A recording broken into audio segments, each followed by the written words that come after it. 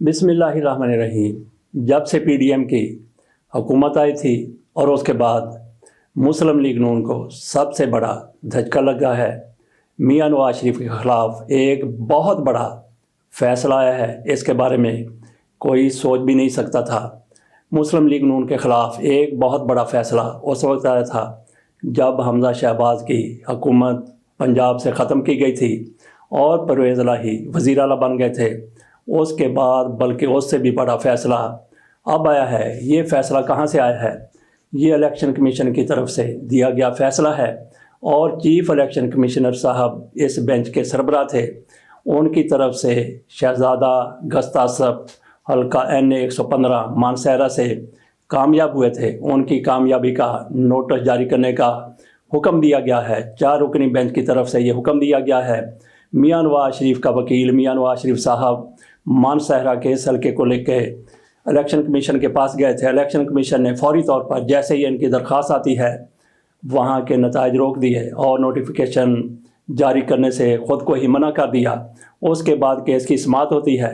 میاں نواز شریف کا وکیل وہاں پہ جا کے کہتا ہے کہ پریزائڈنگ افسر نے ہمارے لوگوں کو، ہمارے ایجنٹوں کو اپنے کمرے سے نکال دیا تھا، اور ساتھ یہ بھی کہتے ہیں کہ سارے کے سارے فارم 45 ہمارے ایجنٹس کو نہیں دیے گئے۔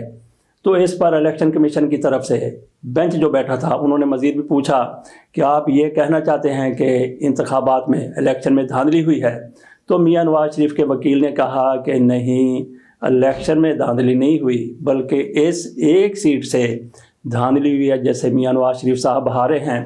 الیکشن کمیشن کی طرف سے یہ سارا کیس سنا گیا، اور پھر اب سے تھوڑی دیر قبل فیصلہ دیا گیا جس میں شہزادہ گستاثب کو کامیاب قرار دے دیا گیا اور حکم دیا گیا کہ ان کی کامیابی کا نوٹس جاری کر دیا جائے۔ میاں نواز شریف کی درخواست خارج کر دی گئی۔ وہ یہاں سے ری الیکشن چاہتے تھے، ویسے ری الیکشن اگر کروانا ہے تو پھر پورے ملک میں کروا لیا جائے۔ یہ نواز شریف کے لیے بہت بڑا دھچکا ہے، مسلم لیگ نون کے لیے بھی بہت بڑا الیکشن کمیشن کی طرف سے دیا جانے والا یہ فیصلہ ہے۔ مسلم لیگ نون تو پہلے ہی میاں نواز شریف کے وزیر اعظم نہ بننے پر رو رہی ہے، چیخ رہی ہے، ماتم کر رہی ہے۔ ان کو کوئی ایسا صدمہ پہنچا ہے، ایسی تکلیف پہنچی ہے کہ میاں نواز شریف صاحب وزیر اعظم نہیں بن سکے، اور میاں نواز شریف صاحب خود بھی صدمے سے دوچار ہیں۔ اس کے اوپر ایک یہ صدمہ بھی آ گیا، صدمے پر صدمہ، اور میاں نواز شریف صاحب کے لیے اندازہ کر سکتے ہیں کتنا بڑا صدمہ ہوگا۔ ادھر لاہور کی سیٹ وہ بھی سٹیک پر لگی ہوئی ہے، وہ بھی داؤ پر لگی ہوئی ہے۔ میاں نواز شریف صاحب یہاں سے بھی نااہل ہو سکتے ہیں۔ وہاں سے امکان ظاہر کیا جا رہا تھا کہ انہوں نے کچھ نہ کچھ کر لیا ہوگا، اور پھر دیکھیں کہ یہ الزام لگا رہے ہیں کہ وہاں کے پریزائڈنگ افسر نے اتنے وہ طاقتور ہو گئے پریزائڈنگ افسر کہ انہوں نے مسلم لیگ نون کے ایجنٹوں کو کہا کہ باہر پورے ملک میں PTI کے لوگ باہر، اور وہاں پہ صرف ایک حلقے میں میاں نواز شریف صاحب کے لوگ باہر۔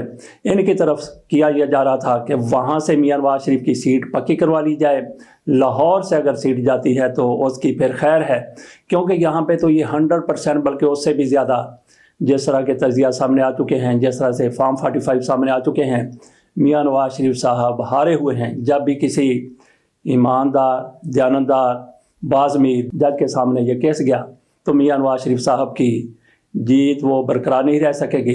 مانسہرہ سے بڑی امیدیں تھیں، وہاں سے بھی جواب مل گیا۔ تو سوال یہاں پہ یہ ہے کہ کیا ہواؤں نے رخ بدل لیا ہے، دوسری طرف ہواؤں نے چلنا شروع کر دیا ہے؟ یہ ناظرین سوال آپ کے لیے چھوڑے جا رہے ہیں۔ بہرحال میاں نواز شریف کے خلاف یہ بہت ہی بڑا فیصلہ ہے۔ کس طرح سے میاں نواز شریف کے خلاف فیصلہ آ سکتا ہے؟